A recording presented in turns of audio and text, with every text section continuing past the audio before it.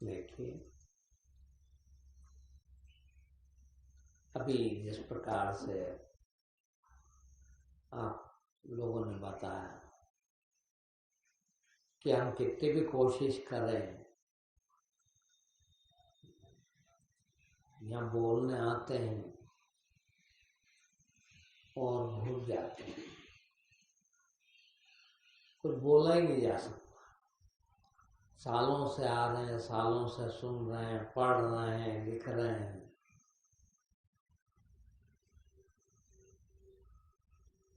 एक बहुत बढ़िया सूत्र है, हम भूल जाते हैं। हम जहां जहां भी हम करते हैं वो नहीं होता। अब बोलने तो हम आए हैं ना। मेरा अनुभव बता रहा हूं, मैं करीब 21 साल से बोल रहा हूं, मगर जिस दिन सोच के रखा है या कोशिश की है, उस दिन वो नहीं बोल पाया।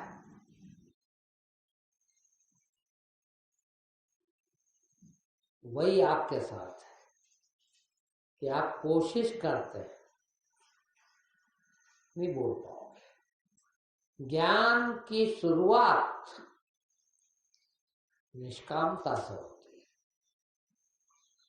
ये सकामता है कि आज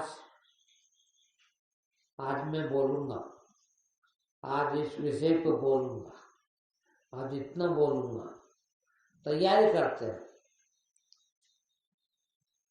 बहुत कठिन है।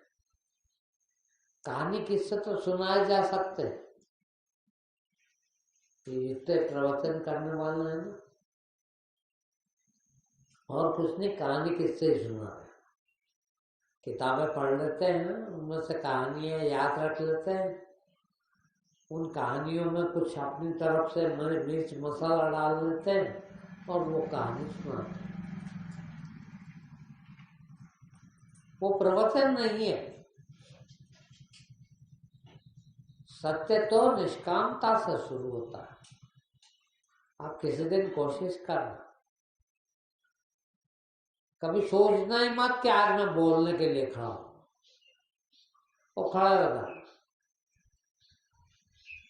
और अब मैं कोशिश नहीं करूंगा, जो ईश्वर चाहेगा, जो बुलवाएगा, बोला चला जाऊंगा। मैं अपना बता रहा हूं, शायद मैं घड़ी ना हो तो बोल नहीं सकता। क्यों? कि मुझे ये देखना पड़ता है कि मैं कितनी देर बोलूं। मैं घंटा भर बोलना है तो घड़ी में देख के ही घंटा भर तो पता लगेगा ना। मेरे अंदर तो कोई घड़ी नहीं है। अब घंटा भर बोलने का मीटर कितना होता है? 5 घंटे में किताब छप जाए पूरी, इतनी मोटी, 5 प्रवचन, इतना हो जाता है 1 घंटे में। यानी 1/5 किताब, करीब 30 पेज, 35 पेज, इतना 1 घंटे में बोला जाता। अब इतना कहाँ से लाओ, कौन सी किताब पढ़ो और सब याद रह जाए, इतना संभव ही नहीं। फिर शुरू हो जाते हैं, और शुरू हो जाते हैं तो फिर याद आता है। मैं वो सिखा रहा हूँ आप लोगों को बोलने के साथ। शुरू हो जाए बिना कोई तैयारी के, पता ही नहीं क्या बोलना है। फिर जब बोलने खड़े हो गए, बोलना शुरू हो गए, तब फिर ये ध्यान रखें कि अरे यार, किसी ने ये भी तो याद दिलाया था, इस पर बोल देना चाहिए, विचार को समझ में आएगा, क्या इनका फायदा होगा, वो विषय आ जाता है। कई बार तो मैं आप लोगों से पूछता हूँ कि क्या बोलूं। वो बड़ा सरल पड़ता है, कोई विषय मिल जाए तो, एकदम विषय नहीं मिलता। तो वो सरल हो जाता है।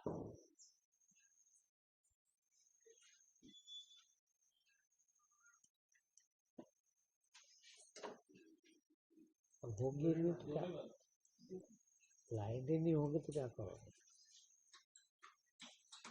थोड़ा ऐसा खसा गया हो तो ऐसा ही चल रहा है। हाँ हाँ। तो वास्तव में जब निष्काम होते, देखिए, तब वो असीम आता। जब तक सकाम है तब तक सीमित आता है, और निष्काम हो जाए तो कुछ लेना देना नहीं, पता ही नहीं है क्या बोलना, खड़े हो जाए बस। देखिए आप कितना बोला जा सकता, सब बोल ले, वो सब आप, ऐसा कहीं नहीं। सकामता जो है वो सीखने की जरूरत नहीं है। निष्काम होना बहुत कठिन है। सोचो ही मत कभी कि मैं ज्ञान में जाऊं, सोचो ही मत कभी कि मुझे ये मिल जाए, सब मिल जाएगा। जो चाहा वो नहीं मिलता, नियम है ये। क्योंकि जब हम चाहते हैं उस समय, बहुत गहरी बात है, जब हम किसी को चाहते हैं, जो कुछ लेना चाहते हैं, प्राप्त करना चाहते हैं, मिटाना चाहते हैं, जो भी चाहते हैं, उस समय में हम बहुत छोटे से हो जाते हैं। मान लो आपको 10,000 रुपए की जरूरत है, तो आप इतने छोटे हो गए, कितने, 10,000 पूछते। 10 रुपए की जरूरत है तो जितने समय 10 रुपए की जरूरत है, उतने समय आप कितने छोटे हो गए, 10 रुपए पूछते, बस 10 रुपए बराबर है। आप बहुत बड़े आदमी हैं, बहुत बड़ी औकात है, सब बड़ा है, किंतु उस समय 10 रुपए बराबर ही है। किंतु जब कुछ नहीं चाहिए तो पूरे खाली हो जाते हैं, और पूरे खाली हो जाते हैं तो यहाँ है इतना ही नहीं है। आप देखिए, ये पूरे इतने हैं, पूरा ब्रह्मांड इतने हैं। आप ही ब्रह्मांड है, आप ही ब्रह्म है, किंतु तुच्छ काय से बने। मैं किसी के घर का मुखिया हो गया, किसी परिवार का मुखिया हो गया, सेठ हो गया, गरीब हो गया, अमीर हो गया, पहलवान हो गया, बुद्धिमान हो गया, जो भी हो गया, जो भी मैंने अपने को माना, मैं उतना ही हो गया। जितने समय मैंने अपने को जितना माना, मैं उतना ही हो गया बस। मगर कुछ न मानू तो, कुछ भी नहीं हो तो, जिस समय कुछ नहीं होते हैं उस समय पूरे रिक्त हो जाते हैं, खाली हो जाते हैं, शून्य हो जाते। और जब शून्य हो गए तो ये तो पूरा भरा ब्रह्मांड, तो पूरा ब्रह्मांड भरा हुआ, और काय से भरा हुआ, ज्ञान से। वही तो ज्ञान है। तो जिधर जैसे इधर खाली हुआ, उधर उस सारे ने मेरे ऊपर कवर कर दिया, कब्जा कर लिया। ये भी तो कहते हैं कि जब कुछ नहीं था, जब कुछ था तो कुछ नहीं था। मगर जिस दिन से कुछ नहीं हुआ, उस दिन से सब कुछ हो गया। हम कुछ कुछ बने रहते हैं, कभी ये कभी वो, कभी ये कभी वो, और फिर उतने ही रहते हैं। कभी कुछ नहीं बन के देखे। कई बार मेरा वो मंदिर में प्रवचन रहते हैं, अब वो लोग भी अब सुनने के आतुर रहते हैं, पहले से कार्यक्रम फिक्स करते हैं। अब वो आयोजन किस उपलक्ष्य में कर रहे हैं, वो सब्जेक्ट हो ना उनको, तो सब्जेक्ट देते हैं मेरे को विषय कि इस विषय पर सुनाना है। मैंने पहले शुरू में कुछ कोशिशें भी की, किताबें भी पढ़ी, मगर वहां जाऊं तो वो किताबें कुछ नहीं काम आए। वो तो भीतर जो है वही निकालना है। तो वास्तव में तैयारी आप करना चाहते हैं तो फिर नहीं होगी। फिर अरे उसके हवाले कर दो, खड़े हो जाओ बस,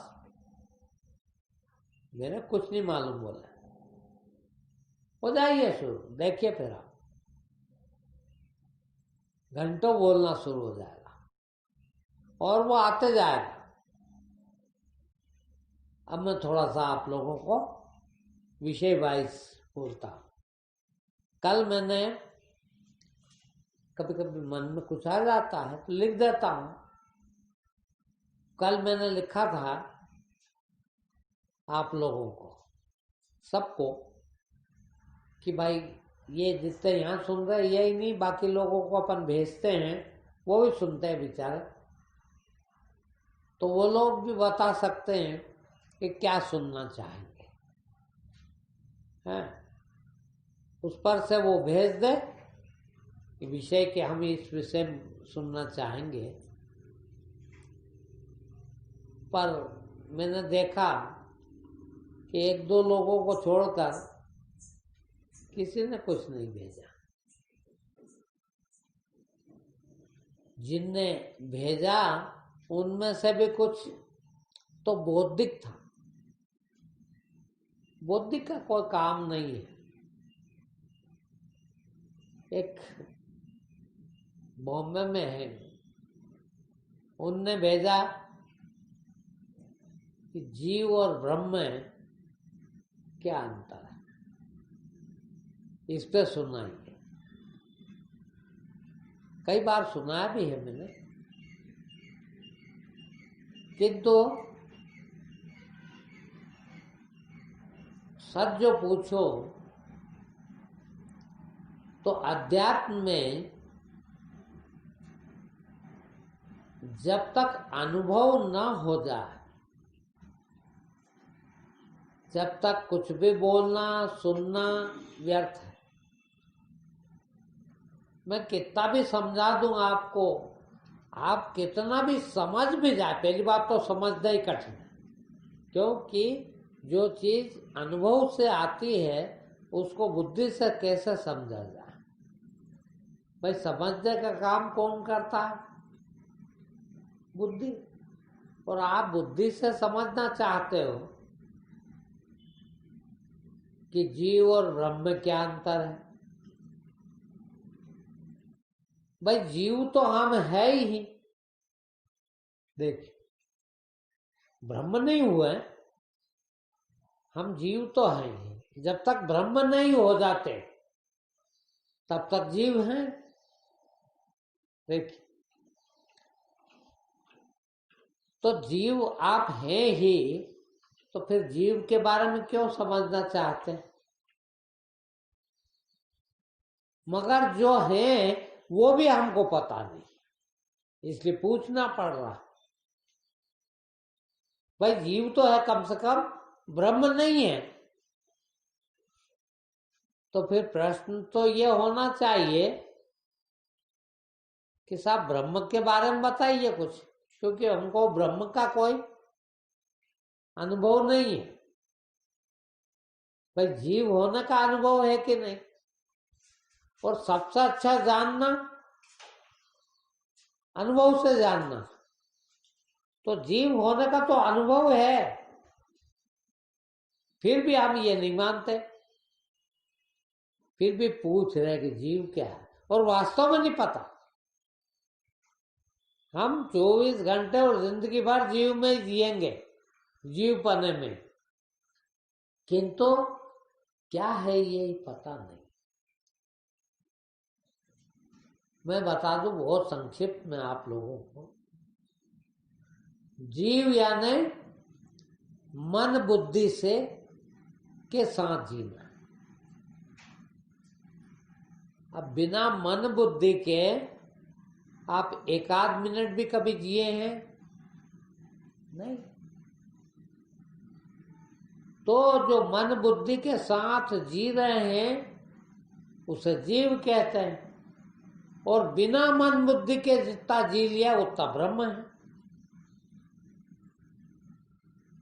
एक बार भी आपने मन बुद्धि के साथ जीना सीख लिया तो ब्रह्म होना सीख लिया, और ब्रह्म होना सीख लिया तो फिर जीव रह के क्या करेंगे? भाई दोनों देख लिया, जीव तो देख ही लिया है, देख ही रहे हैं, मगर ब्रह्म होके भी देख लें तो वो समझ पड़ जाती कि जब मैं इसके पहले जब ब्रह्म नहीं था उसके पहले जीव था, अभी भी मैंने ब्रह्म होना देखा है, किंतु ऐसा नहीं कि मैं जीव में रहना भूल गया हूं, जीव भी रहता हूं, क्योंकि संसार के साथ जब जीना होता है, जब संसार में जीना होता है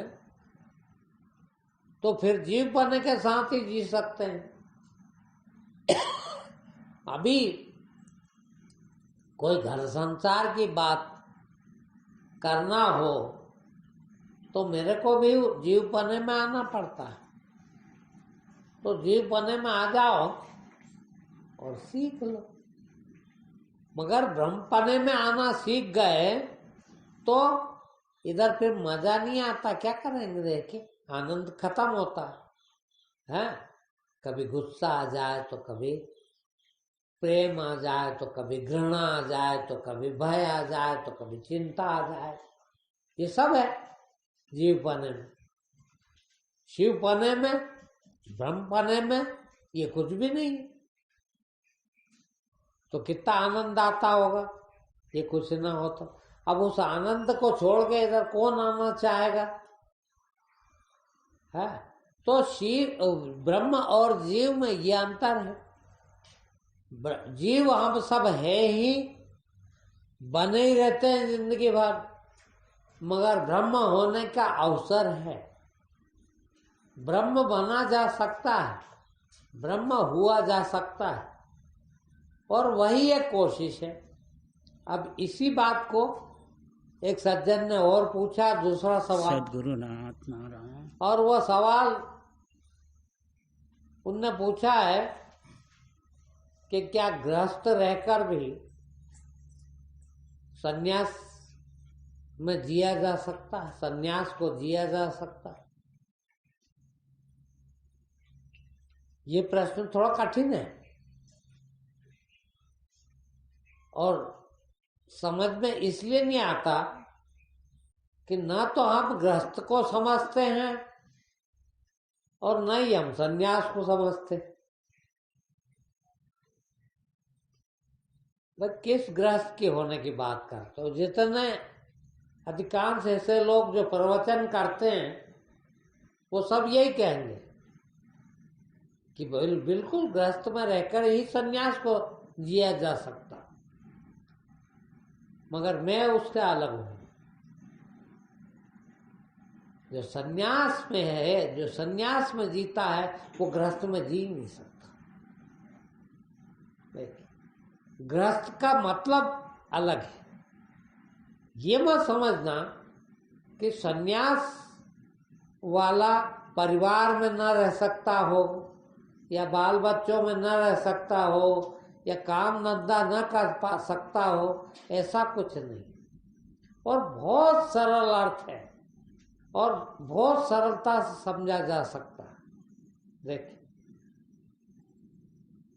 संन्यास का अर्थ समझ लीजिए पहले। संन्यास समझना, संन्यास में रहा जा सकता है,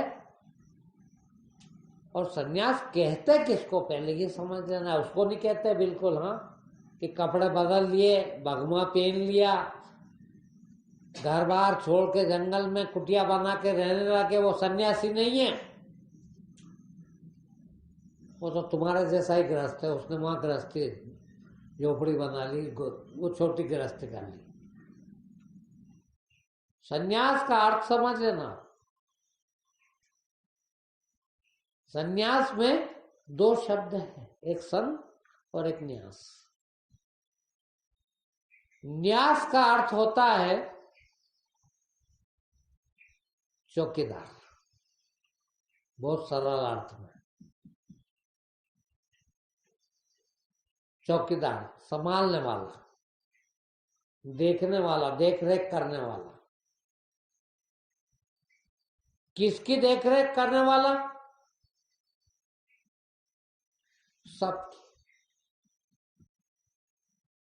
थोड़ा सा इसी बात को मैं दूसरे ढंग से समझा।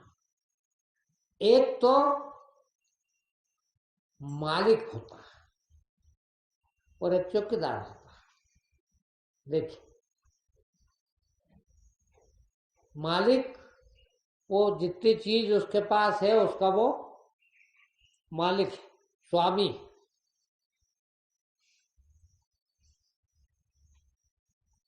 आप भी सब के सब मनुष्य किसी न किसी के स्वामी है। मेरा शरीर, मेरी आंख, मेरा हाथ, मेरा पांव, मेरे बाल, मेरा सिर, मेरे कपड़े, मेरा मकान, मेरी दौलत, मेरी इज्जत, कितना मेरा है कि नहीं? तुम्हारे पास कितना मेरा है कि नहीं है? कुछ भी मेरा ना हो और सबका मैं न्यासी हूं।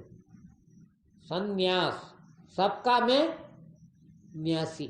न्यास मतलब सबकी देखभाल करने वाला, सबको संभालने वाला, सबका नौकर कह लो, सब चीज का। और कोई ज्ञान नहीं है, इतना ही ज्ञान है। मेरे को जब से ये पता लगा, मैं आज तक किसी चीज का मालिक नहीं बना। बस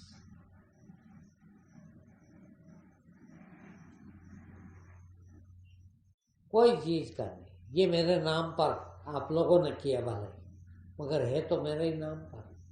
मालिक बनाया, रहता भी वैसे ही हूं, है। बनाया मैंने, खरीदा मैंने, रजिस्ट्री मेरे नाम पर, सरकारी कागज में नाम मेरा,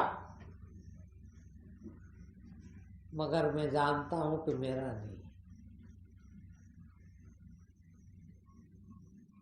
ये गृहस्थी में सन्यासी रहना। गृहस्थ में सन्यासी का रहना कि मेरा कुछ भी नहीं। बस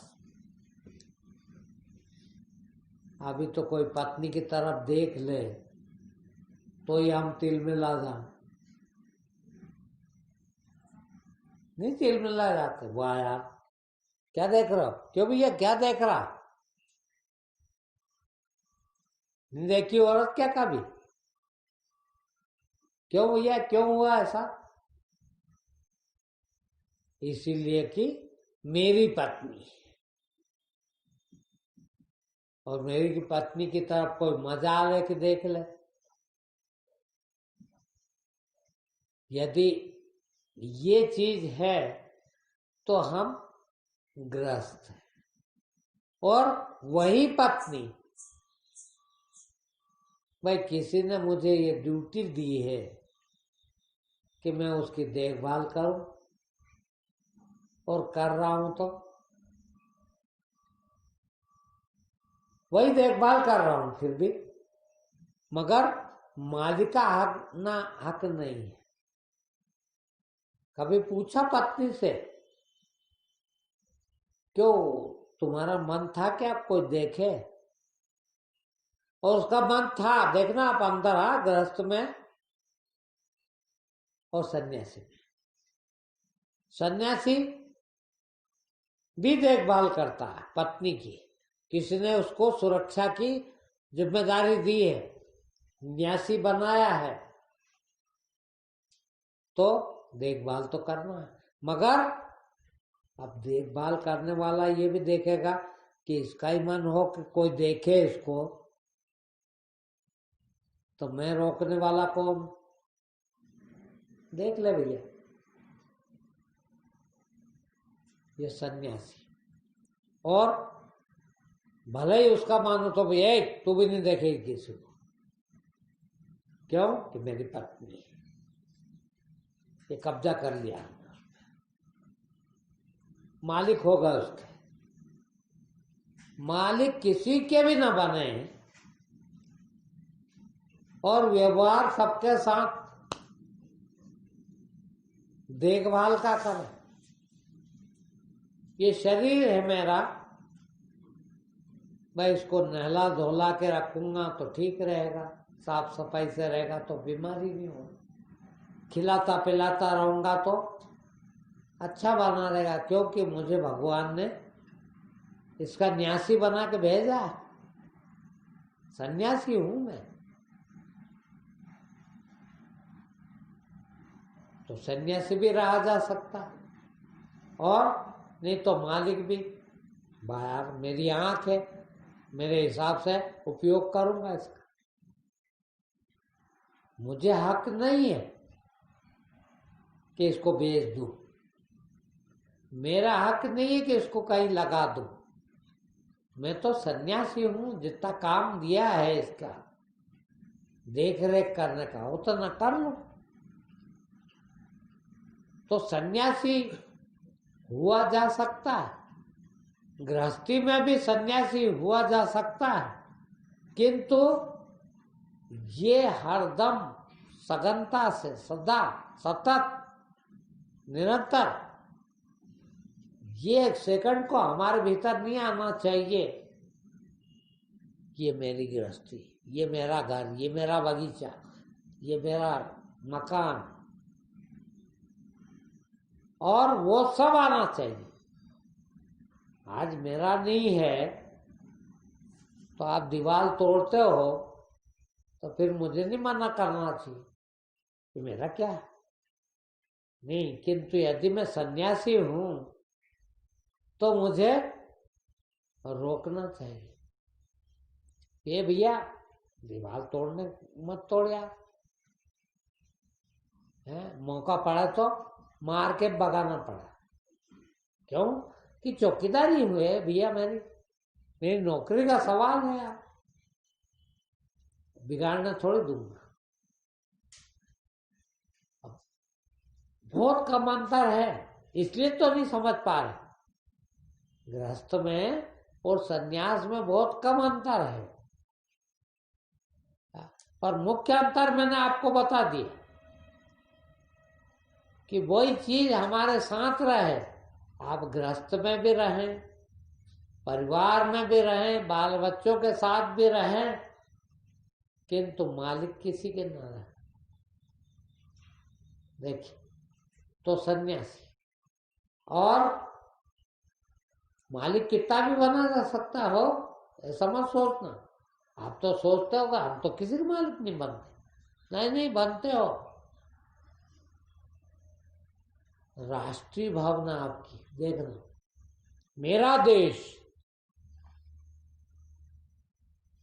अब बहुत बड़ी बात आ रही है।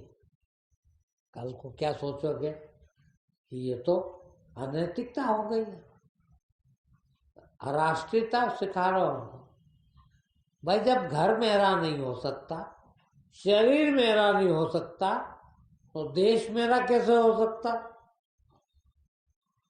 मगर यहां तो आप कहां तक की बेवकूफी करते हैं कि देश मेरा, समाज मेरा, गांव मेरा, जिला मेरा, परिवार मेरा, शरीर मेरा, घर मेरा, कितने कब्जे कर रखे,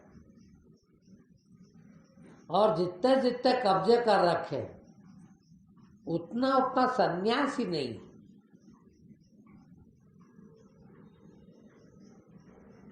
सन्यासी हो जाए तो कुछ भी मेरा नहीं, कुछ भी मेरा नहीं।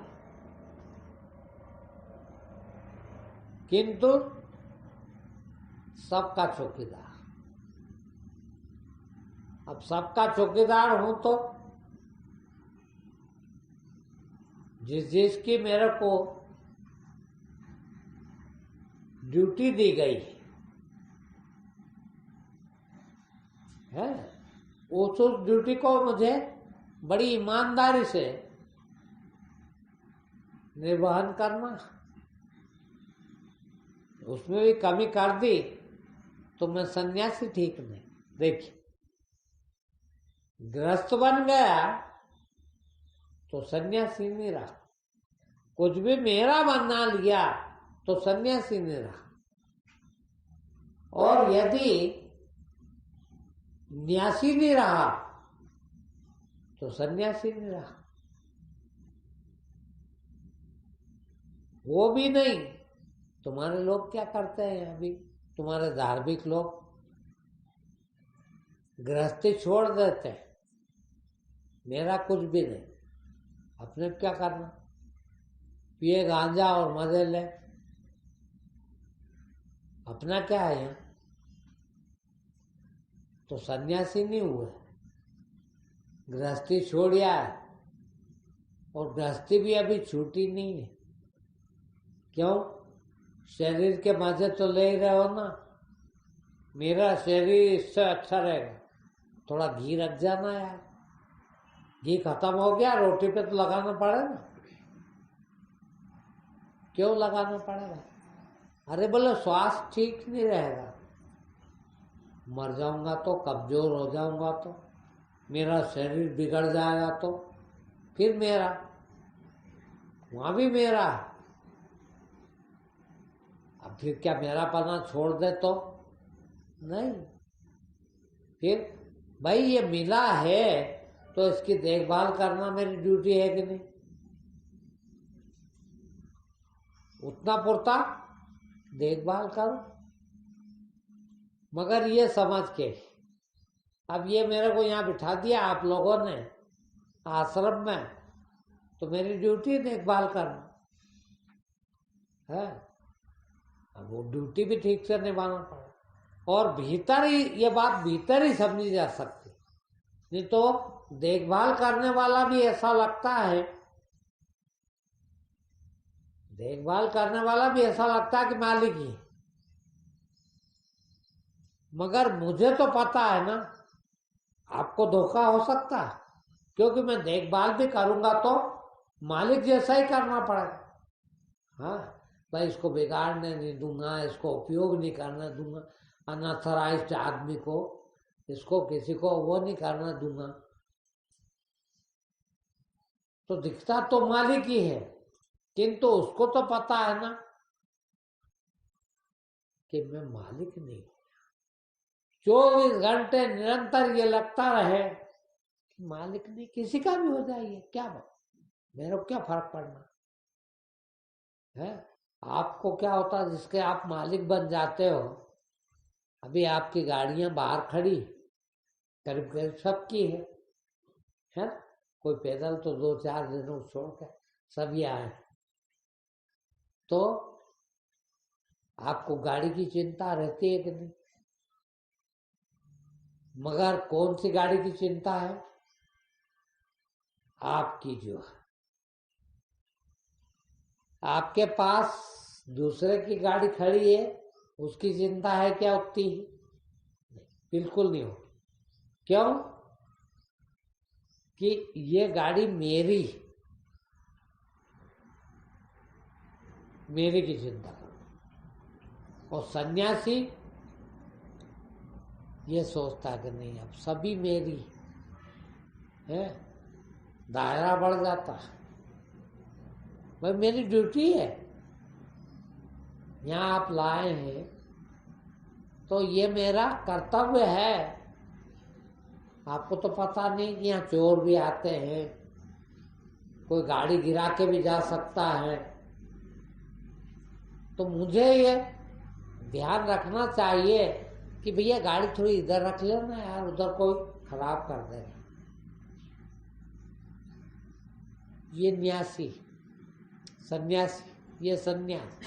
और मेरी थोड़ी यार कुछ भी हो, ये गृहस्थ मेरी, जिसको मेरी मान लेता बस उसका ही। जहाँ मैं है और मेरी इसलिए गलत है कि वो मैं के साथ। यदि मेरी कुछ ना हो, देखना मेरा कुछ नहीं हो, तो जो मेरे की जड़ है ना, जो पाप की जड़ है, अज्ञानता की जड़ है, अहंकार, वो रहता ही है। मेरा यदि कुछ नहीं है तो फिर मैं भी नहीं। यदि मेरा कुछ भी है, कुछ भी, तो अभी अहंकार गया नहीं। तो सन्यासी का मेरा कुछ भी नहीं होता, और सन्यासों का कुछ नहीं होता तो मैं नहीं होता उसके पास। अब सोच लो आप कि गृहस्थी, जिसको आप गृहस्थी कहते हो, सन्यासी होने के बाद रहा जा सकता है क्या गृहस्थी? गृहस्थ कहाँ? ये अलग बात है कि भौतिक रूप से कहाँ रहे, वो अलग चीज है। मगर रहे आप आपके घर में, रहे आप अपने परिवार के साथ, रहे आप अपने बाल बच्चों के साथ, मगर पूरी तरह से उनमें किसी को भी मेरा है ये न माने। बस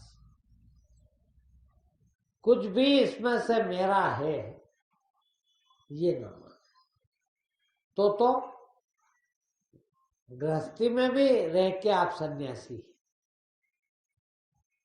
और नहीं तो सन्यासी भी। मैंने देखा सन्यासियों का, बाप रे इतना क्रोध। एक में बहुत बड़ा खरगोन के पास एक आश्रम है, वहां गया था किसी कहने पे।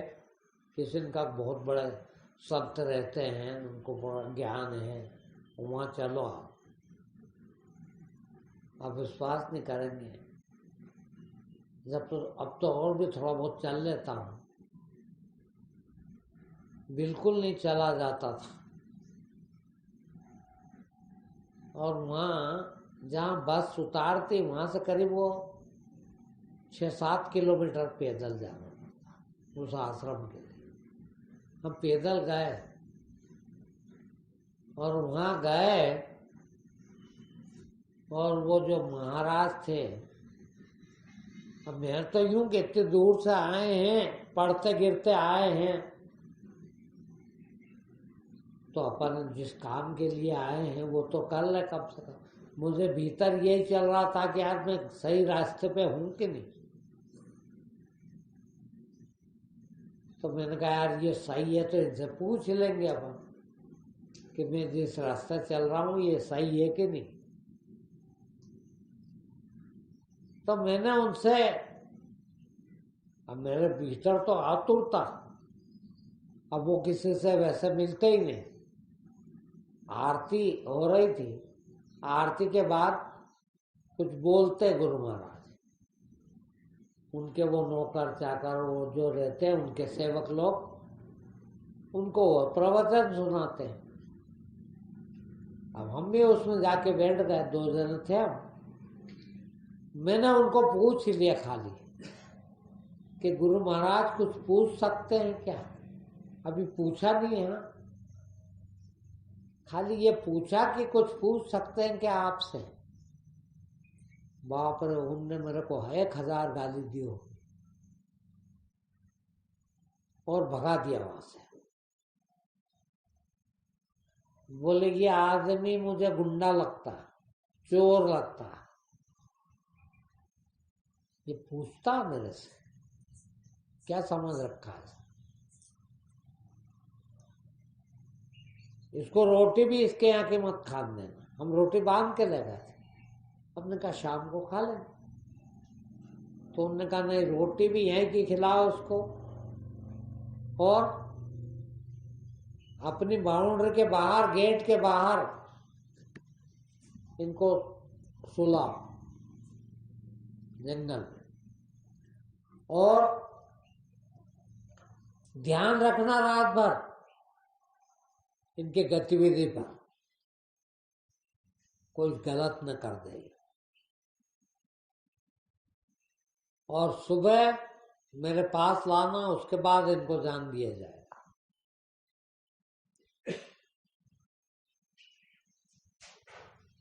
अब साहब भोजन तो उनका ही करा, वो राबड़ी बनती है उनके, और राबड़ी खा ली, हमारे यहाँ का भोजन नहीं करना। गेट के बाहर उनने सुलाया, मेरे ख्याल से यही दिन थे वो, तो नीचे जमीन गीली, नीचे सो कैसे, बिस्तर तो ले नहीं गए थे, तो वो सड़क के किनारे वो गिट्टी के पौवे लगे रहते, पौवा बोलते हैं, गिट्टी की चौकोर जमा देते हैं, वो सूखी रहती है, उसके ऊपर सोया रात का। और वो आए रात को देखने, तो मैंने कहा भैया गुरु महाराज को कह देना कि तुम उनके बाप के नौकर हो, हम उनके बाप के नौकर नहीं हो, अब हम स्वतंत्र हैं, तुम्हारे गेट के बाहर आ गए, हमारी मर्जी पड़ेगी जो करेंगे हो। नहीं बोलो गुरु महाराज ने कहा जल्दी मत जान देना, मैं तेरे बाप के राज चल रहा है क्या गुरु महाराज का, हमारे पास नौकर है क्या हम, तू सुन, हम का सुन, हमारी मर्जी होगी जब जाए, अभी चल तक आए हैं, जितनी देर रहे तुम्हारे यहाँ उतनी देर तुम्हारा अधीन थे, हैं, जब बाहर आ गए तुम्हारा अधीन नहीं हो, इतनी सुना दी उसको। तो वास्तव में अब वो गृहस्थ है कि सन्यासी है, सोचिए आप, है, वो गृहस्थ नहीं हो सकता, वो सन्यासी भी नहीं है। सन्यासी का चोला पहन रखा, और गृहस्थ को छोड़ रखा है सन्यासी बनने के लिए। आदमी न सन्यासी बन पाता और न गृहस्थ बन पाता, गृहस्थ भी थोड़ी बन पाते बराबर है। तो वास्तव में मालिक ना हो, कुछ भी मालिकाना हक नहीं, किसी का भी कोई हक नहीं, तो सन्यासी, और जरा सा हक बता दिया तो गृहस्थ है। तो वास्तव में अब मैं थोड़ा सा आपको एक चीज और सुना रहा हूं, एक प्रश्न और है। मैं 3 प्रश्न आए थे मेरे पास, एक तो ब्रह्म और जीव, दूसरा गृहस्थ और सन्यास। एक और पूछा है कि समाधि अवस्था किसको कहते हैं। इन किताब वालों ने, शास्त्र वालों ने, विद्वानों ने तुमको बहुत भटकाया, देखना बहुत भटकाया, इतनी लंबी वो कभी समझा ही नहीं सकते आपको, समाधि कभी समझा ही नहीं जा सकती, क्योंकि समझाने वाला भी काय से समझाएगा, बुद्धि से, और आप काय से समझना चाहोगे, बुद्धि से। और समाधि का अर्थ ही है कि बुद्धि का न रहना, उन शब्दों में ही पूरे अर्थ है। समाधि नहीं है, वो समधि है। धी यानी बुद्धि। बुद्धि जब सम हो जाए तो समाधि हो गई। मैं जाऊंगा वहीं, हाँ, क्योंकि मेरे को एक ही चीज आती, ज्ञान है ही उतना, ज्यादा नहीं, बहुत छोटा था। और वो छोटा सा जाए तो पूरा ब्रह्मांड का ज्ञान हो गया। बुद्धि यानी सारी दुनिया में भटकना, सारी दुनिया, सारा संसार बुद्धि। और बुद्धि सब हो जाए तो कुछ भी नहीं। जहाँ न दुख है, न सुख है, न अच्छा है, न बुरा है, न घृणा है, न ईर्ष्या है, न जलन है, न प्रेम है, न चिंता है, न डर है, न कुछ भी नहीं। जब कुछ ना हो तो बुद्धि सम हो गई। असम बुद्धि यानी वैसे आप असमता में रहते हैं तो जब घृणा में रहते हैं तो प्रेम में नहीं, और जब प्रेम में रहते हैं तो घृणा नहीं दिखती है। जब अच्छा दिखता है तो बुरा नहीं दिखता, जब दुख दिखता है तो सुख नहीं दिखता। एक में रहते हैं एक समय। इसीलिए तो एक जिसमें रहते हैं दूसरे की लालसा करते हैं। दुख आ गया तो सुख चाहिए, बुरा आ गया तो अच्छा चाहिए, गरीबी आ गई तो अमीरी चाहिए। एक आ गया दूसरा चाहिए, देखना सब हो जाए तो सब एक जैसा देखे। दुख है तो कोई बात नहीं, सुख है तो कोई बात नहीं, अच्छा है तो कोई बात नहीं, बुरा है तो कोई बात नहीं, गरीबी है तो कोई बात नहीं, अमीरी है तो कोई बात नहीं, भूखे हैं तो कोई बात नहीं, हलवा खा रहे तो कोई बात नहीं, खूब पैसे वाले हो जाए तो कोई बात नहीं, गरीब हो जाए तो कोई बात नहीं, कुछ भी नहीं तो कोई बात नहीं, और सब कुछ है तो भी कोई बात नहीं। वो समबुद्धि। वो जो समबुद्धि है वो समाधि में। कहा कबीर ने, क्या कहा? सहज समाधि भली हो संतो, सहज समाधि भली। देखिए, समाधि सहज ही होती है और वही भली है। देखिए, सहज हो जाए, आप सहज नहीं होते। दुख में होंगे या सुख में होंगे, राग में होंगे या द्वेष में होंगे, अच्छे में होंगे या बुरे में होंगे, गरीबी में होंगे या अमीरी में होंगे, कहीं न कहीं तो एक में होंगे और दूसरे की लालसा लगाए होंगे। सरल नहीं हुआ। सरल हो जाए तो जय विधि राखे राम ताई विधि रही है। भूखे हैं तो भी कोई बात नहीं, और हलवा खा रहे तो भी कोई बात नहीं। आप हलवा खाते हो तो वाह, मजा आ गया। या न मिला तो 24 घंटे में कहाँ मिलेगा, हलवा मिल जाए तो मजा आए। और समबुद्धि हो जाए तो, समाधि में हो जाए तो, बैठे हैं तो ठीक है, खड़े हैं तो ठीक है, सोए हैं तो ठीक है, बिस्तर है तो ठीक है, नहीं है तो ठीक है। मखमल का बिस्तर भी दे दिया तो कोई बात नहीं, और नीचे पौवे पे सो गए तो भी कोई बात नहीं।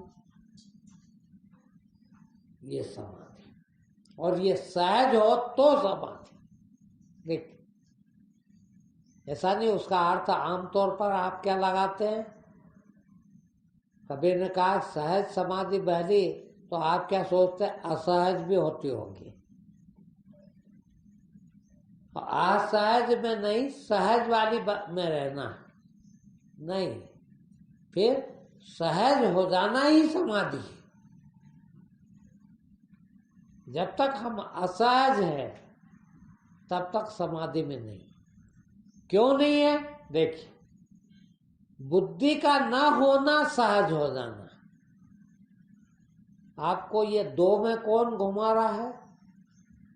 अच्छा बुरा, सम असम, राग द्वेष, दुख सुख, अमीर गरीब, पूरा जीवन इन दो में फंसे। और ये दो में कौन घुमा रहा है? बुद्धि आपकी। और समाधि हो जाए तो बुद्धि सम हो जाए, और बुद्धि सम हो जाए तो कोई शिकायत न रह जाए, कुछ चाहिए नहीं रह जाए। क्या चाहिए फिर? सहज हो जाए, हर हाल में स्वीकार।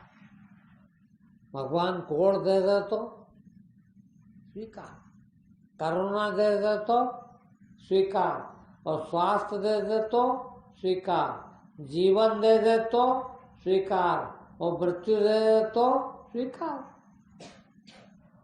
और तुम नहीं भी स्वीकार करो तो होना क्या है? मैं भी स्वीकार करो, मत करना, क्या फर्क पड़ जाएगा भाई? ना भी स्वीकार किया, मौत को स्वीकार नहीं करता कोई, कोई नहीं करना चाहता, तो क्या मौत नहीं आएगी? करो कि मत करो तो आएगी। गरीबी को आना हो तो आएगी, बीमारी को आना हो तो आएगी। तुम भले स्वीकार ना करो, किसको स्वीकार, मगर वो तो आएगी। तो तुम स्वीकार करो ना करो, वो तो आएगी। उससे अच्छा तो ये है कि स्वीकार कर ही ले, और स्वीकार कर ले तो फायदा कितना मालूम है? वो जो उसकी तकलीफ होती है, अब स्वीकार नहीं करते तो बहुत तकलीफ होती है।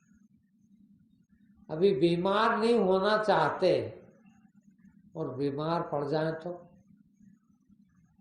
मैंने गए इतवार के प्रवचन में भी कहा था कि मेरे 2 शिष्यों को कोरोना हुआ है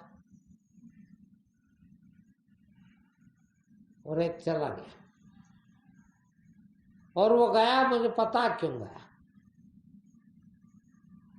वो गया है उसकी चिंता में। क्यों? कि जितने मिलेंगे आपको वो सब चिंता देने वाले मिलेंगे, भयभीत करने वाले मिलेंगे। जिससे भी मिला होगा या न भी मिला तो भीतर भीतर मन में मिला,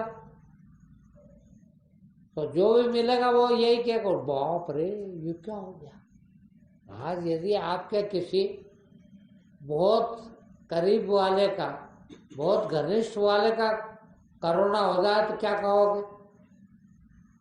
बाप रे इतनी खतरनाक है भैया, ऐसा भी करना हो भैया, ऐसा भी ध्यान रखना हो, मतलब जैसे तुमको 10 बार कोरोना हो गया हो, और तुमको तो कभी नहीं हुआ ना, तुम क्या बताओगे?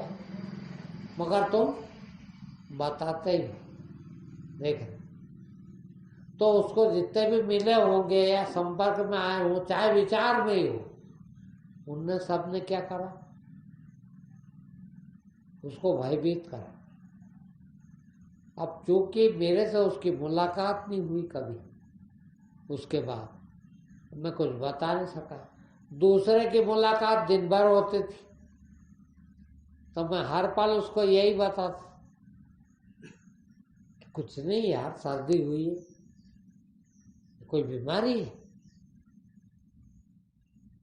तुम एक तो किसी से बात मत करो, क्योंकि मुझे मालूम और कोई बात नहीं है। क्यों मना करा? किसी से बात मत करना, किसी को बताना मत कि तुमको क्या हो गया। क्यों? कि जिसको बताने जाओगे वो तुमको भयभीत करेगा, वो तुमको बताने को बाप रे, वो बाप रे कहना उसके लिए तुम्हारा मरना। सारी दुनिया के लोग बाप रे तू ऐसा हो गया, आदमी मर जाएगा, वो इसी में मरा बेचारा, और वो इसी में ठीक हो। किसी से पूछा ही नहीं, किसी को बताया ही नहीं, और जिसको बताया मेरे जैसे को, मेरे को, तो मैं 24 घंटा उसको यही कहा कुछ नहीं है। क्या है इसमें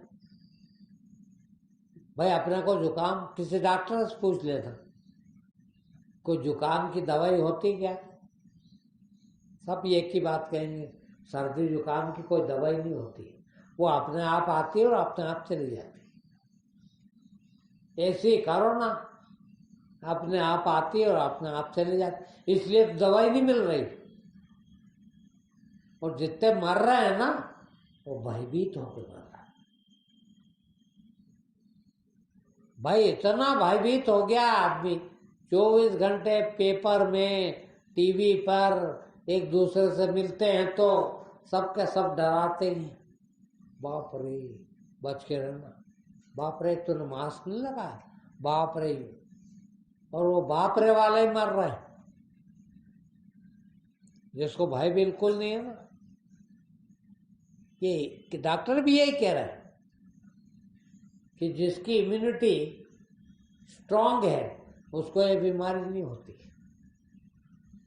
हो भी जाए और इम्यूनिटी अच्छी है तो बच जाएगा। इम्यूनिटी का मतलब ताकत नहीं हो, पहलवान भी मर गए कोरोना में। फिर इम्यूनिटी का मतलब है